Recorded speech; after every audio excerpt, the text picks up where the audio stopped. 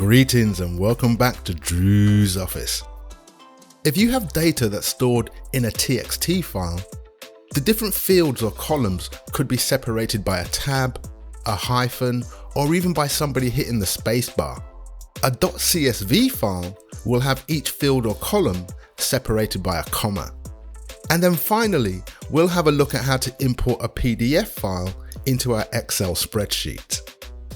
In our spreadsheet, we're expecting a few rows of data with each row having 4 columns. Over to the Data tab and click on Get Data. And for our first one, we're going to use the Legacy option. Let's have a quick look at this file in Notepad.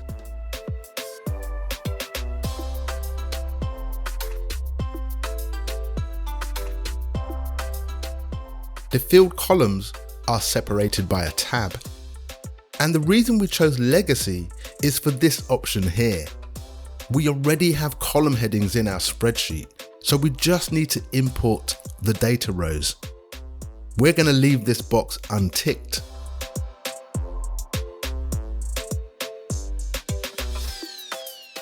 Everything looks good on this page, and we want to import it starting in cell A2.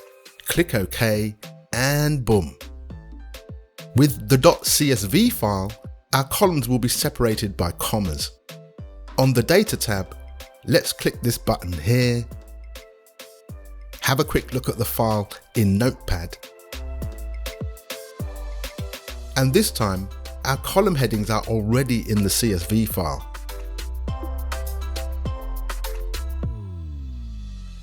We don't want these column headings. We need to transform the data before we import it. And in the Power Query editor, we can tell it to use the first row as headers.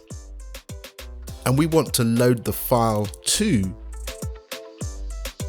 this cell over here.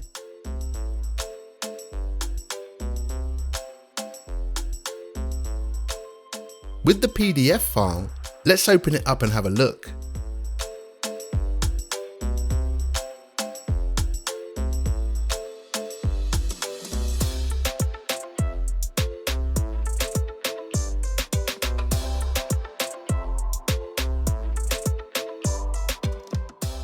We need to transform the file so we can choose our own header row.